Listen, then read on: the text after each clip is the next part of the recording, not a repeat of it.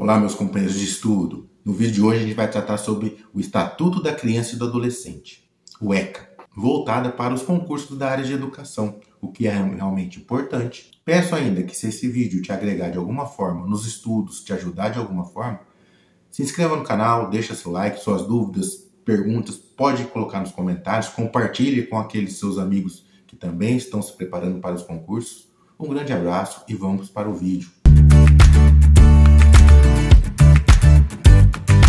Hoje a gente vai abordar a Lei 8.069, de 13 de julho de 1990, que dispõe do Estatuto da Criança e do Adolescente e da outras providências.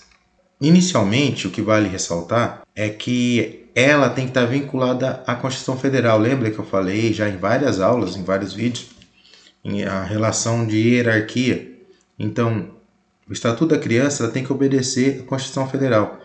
E muitas das vezes que a gente estiver estudando, vocês vão perceber que é repetindo novamente a Constituição Federal. Por isso que eu comecei por ela. No artigo 1º, a lei fala: esta lei dispõe sobre a proteção integral da criança e do adolescente. Lá na Constituição não falou que a gente tinha direito à vida, à proteção, à saúde, à educação. Então isso inclui as crianças e o adolescente. Aqui só especifica um pouquinho a mais essa relação entre criança e adolescente e as idades que as compõem. No artigo 2 já fala isso.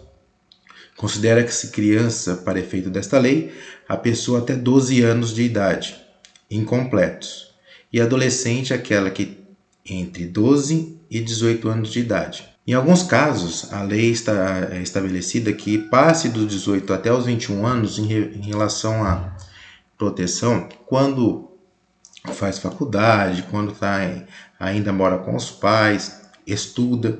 Então essa pode ser prorrogada de acordo com algumas peculiaridades legais. O artigo 3 vai ressaltar novamente todos os direitos fundamentais inerentes à pessoa humana, a criança e adolescente tem.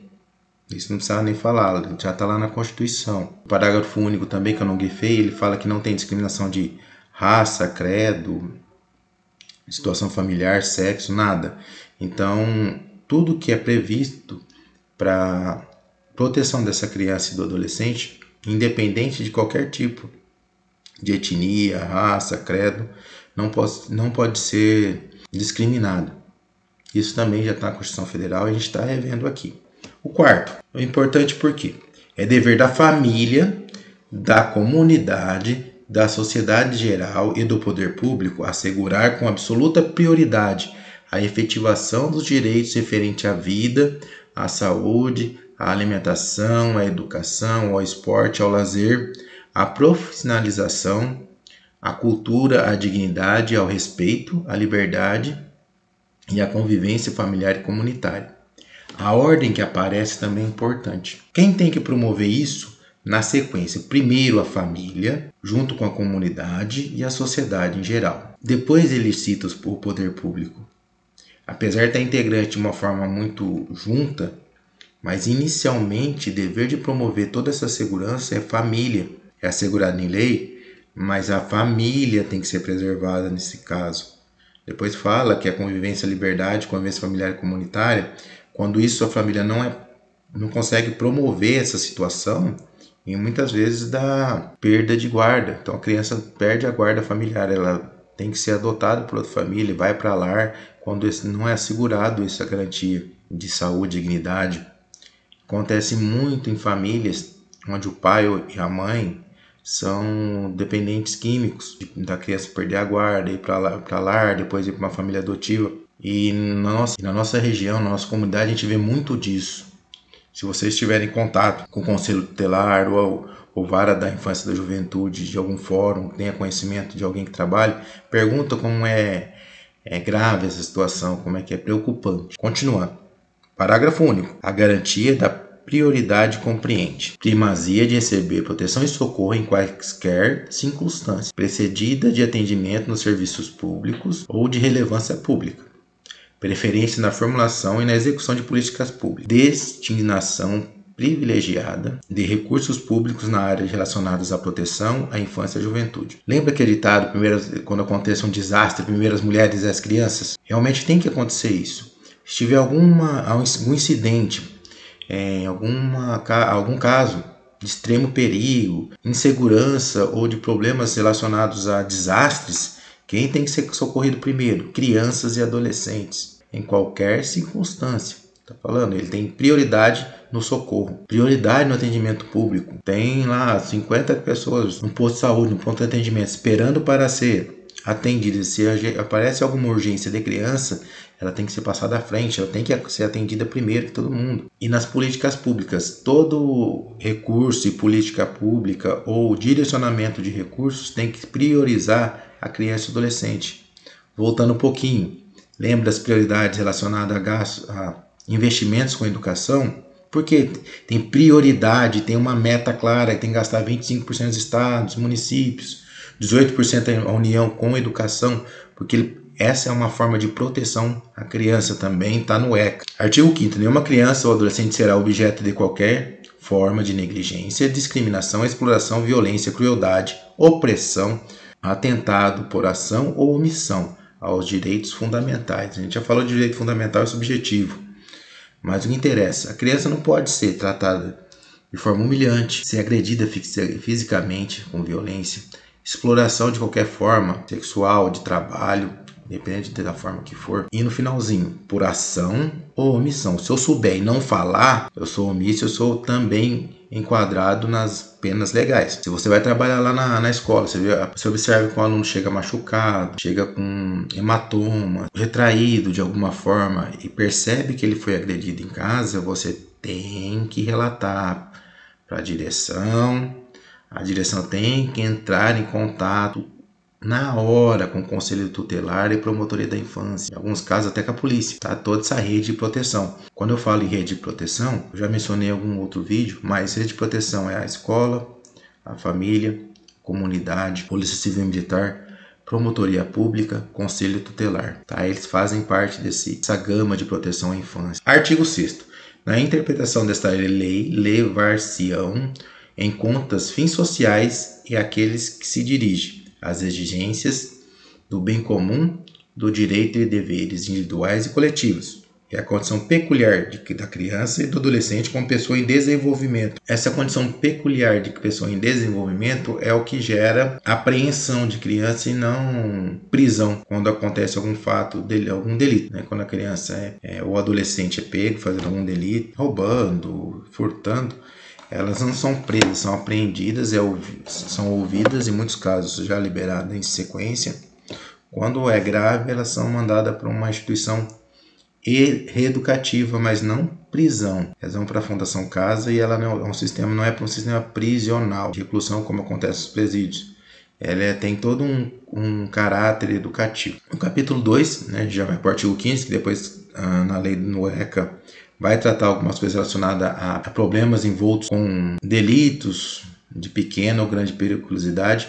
Então a gente não se atenta porque não cai para a gente, tá? A gente só se atenta ao que realmente é possível de acontecer na prova, é possível de ser cobrado na prova. Então a gente vai para o capítulo 2, que fala do direito à liberdade, ao respeito e à dignidade. O 15 já foi falado anteriormente, que a criança e o adolescente têm direito à liberdade, ao respeito, à dignidade. Isso já foi falado no comecinho, já foi falado na Constituição Federal, então está só se repetindo. 16. Direito à liberdade compreende os seguintes aspectos. O que interessa? Direito à liberdade de expressão. Já falamos. A divertir-se, brincar no esporte. A criança tem direito ao brincar. Participar da vida familiar e comunitária sem discriminação. Ela precisa estar inserida na família. A família é um fator importante para o desenvolvimento dessa criança e do adolescente. Quando há negligência da família, ela tem as punições adequadas. Participar da política na forma da lei. Adolescentes acima de 16 anos já podem votar. E dentro da escola já tem esse primeiro contato com a política quando eles atuam nos grêmios estudantis, que é uma forma também de a gente ter já início dessa politização da criança e adolescente. Já ter esse conhecimento, esse conceito de democracia dentro da escola, dentro dos grêmios estudantis. Novamente, capítulo 17, repetindo novamente, que a gente viu no começo do ECA e lá na Constituição Federal. Direito ao respeito consiste na integridade física, psíquica, moral da criança e do adolescente. Preservação de imagem, da identidade, da autonomia, dos valores, das ideias, das crenças, dos espaços, objetos e objetos pessoais. Dá pano para manga algumas coisas aqui, porque, vamos lá. Direito à imagem. Não se pode divulgar imagem de criança e adolescente sem a concessão do responsável. Na escola, no ato da matrícula, os pais que querem, que aceitam, eles assinam um termo de autorização do uso da imagem em campanhas publicitárias, em divulgação de eventos. Já na escola já tem essa preocupação a partir do momento que a criança faz a matrícula. É dever de todos zelar pela dignidade da criança e do adolescente. Todos têm o dever de zelar e cuidar da criança e do adolescente. Eu falei lá um pouquinho atrás, inicialmente a família, mas todos da comunidade, da escola, todo o poder público, eles têm por obrigatoriedade cuidar da criança e do adolescente. Nós, como os professores, também zelar pelo bem-estar dele. A criança e o adolescente têm o direito de ser educado e cuidado sem uso de castigos físicos, tratamento cruel ou degradante. Não se pode agredir criança de forma alguma, nem adolescente, de jeito nenhum. E a educação deles, de forma alguma, tem que haver qualquer tipo de abuso físico, mental, ou que trate a criança de qualquer forma que seja degradante. Não pode de forma alguma.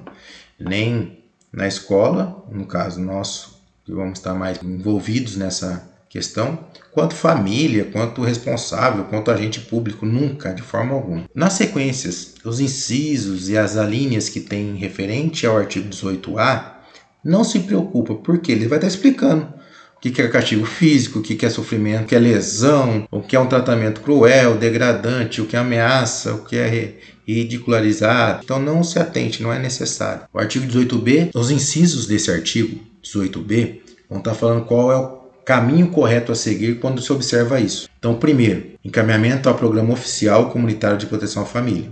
Depois, encaminhamento a tratamento psicológico e psiquiátrico. 3. Encaminhamento a cursos e programas de orientação. 4. Obrigação de encaminhar a criança a tratamento especializado. 5. Advertência. 6. Garantia de tratamento de saúde especializado à vítima. Parágrafo único. A medida prevista nesse artigo são aplicadas pelo Conselho Tutelar, sem prejuízo das outras providências legais. Então, o encaminhamento inicial, quando a gente observa agressão, castigo físico, é superior imediato, direção da escola. Direção da escola imediatamente comunica ao Conselho Tutelar. E essas providências sequenciadas, quem direciona é o Conselho Tutelar. Esse primeiro contato com a família, não resolvendo promotoria pública e toda essa sequência de tratamento e proteção. No capítulo 5 vai tratar em relação à profissionalização e proteção no trabalho. A criança e o adolescente pode trabalhar? Nesse capítulo a gente vai ver que sim, desde que seja de forma a trabalhar como menor colaborador ou jovem aprendiz, na condição de aprendiz. E vai ter toda a seguridade nos termos da lei para jovem aprendiz, na condição de aprendiz, ou quando já possível se enquadrar na CLT, nas consolidações das leis trabalhistas, na CLT. Então ele também pode trabalhar já com carteira assinada, em serviços que não são insalubres, e aí vai estar explicando, desde que seja como aprendiz. Já no artigo 60, que vai iniciar esse tratamento, fala assim: é proibido qualquer trabalho a menores de 14 anos de idade, salvo na condição de aprendiz. Ponto. Eles podem trabalhar na condição de aprendiz. 61. Proteção ao trabalho é regulada por legislação especial, não precisa se preocupar. Considere-se aprendizagem e formação técnica profissional ministrada segundo diretrizes e bases da legislação em vigor. Também não se atente. 63. Atente-se aqui. A formação técnico profissional obedecerá aos seguintes princípios: garantia de acesso e frequência obrigatória no ensino regular, atividade compatível ao desenvolvimento do adolescente, horário especial para exercício das atividades. Quer dizer isso? A criança pode fazer o ensino técnico profissional? Pode, desde que não atrapalhe o ensino regular. Onde a gente pode observar isso? Quando a criança faz um curso técnico, por exemplo, na ETEC, nas ETECs do estado de São Paulo, por exemplo, se ela faz o ensino médio e mais um trabalho profissionalizante, mais uma Um curso técnico profissionalizante, ela tem que fazer concomitantemente o ensino regular. Se ela faz na ETEC só o ensino técnico, o ensino regular ela pode fazer em outra escola. A própria ETEC tem o ensino regular, então ela pode fazer os dois concomitantemente, o ensino regular num período e o ensino técnico em outro. E no final do ensino médio ela sai com as duas certificações. Ela sai com a certificação de conclusão do ensino médio e um diploma de técnico em algo, técnico em alguma atividade. Adolescentes até 14 anos de idade é assegurada a bolsa aprendizagem. Se a criança até 14 anos participa desse programa de jovem aprendiz, ela tem direito a receber uma bolsa. A partir dos 14 anos, aqui falam 65, ao adolescente aprendiz maior de 14 anos são assegurados direitos trabalhistas e previdenciários que já estão constantes na CLT. Tá? Então, quando o adolescente acima de 14 anos entra como jovem aprendiz, ele já tem a seguridade da CLT junto com ele. Carteira de trabalho, fundo de garantia, previdência social. Então, já recolhe até dessa bolsa que ele recebe, desse auxílio que ele recebe. O artigo 66 fala que a criança que tem algum tipo de portadora de deficiência, ela tem que trabalhar de uma forma segura, protegida. Então não se atente, porque isso também já é indutivo, né? Ao adolescente empregado, que é proibido. É proibido o trabalho noturno, realizado entre as 22 horas de um dia e as 5 horas do dia seguinte. Então, nesse período de tempo, o adolescente, aprendiz, não pode trabalhar em lugar perigoso, insalubre e penoso, realizados em locais prejudiciais à sua formação e ao seu desenvolvimento físico, psíquico, moral e social, realizado em horários e locais que não permitam a frequência à escola. O artigo 68 fala que programas sociais que tenham base o trabalho educativo têm que seguir as mesmas regras anteriores citadas.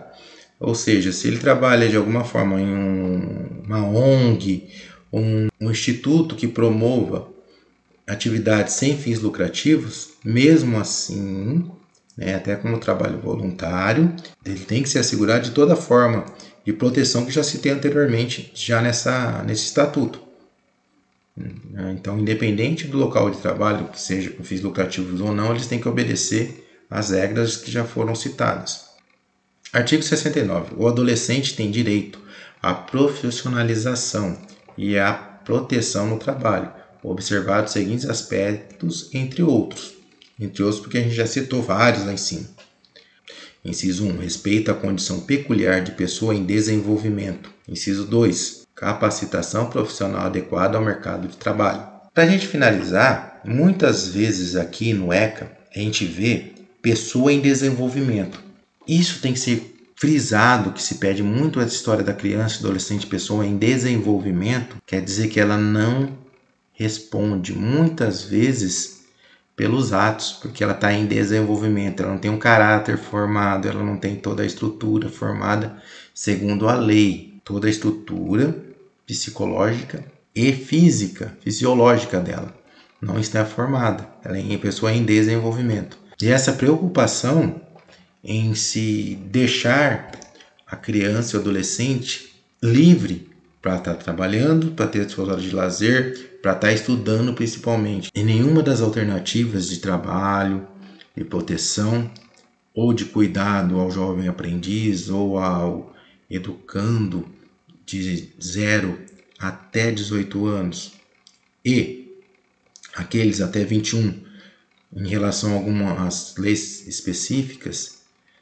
podem sofrer qualquer tipo de violação de seus direitos subjetivos, a educação, a saúde, a integridade física, moral. Muito obrigado novamente por ter acompanhado essas aulas e aguardo vocês para as próximas. Um grande abraço a todos e até mais.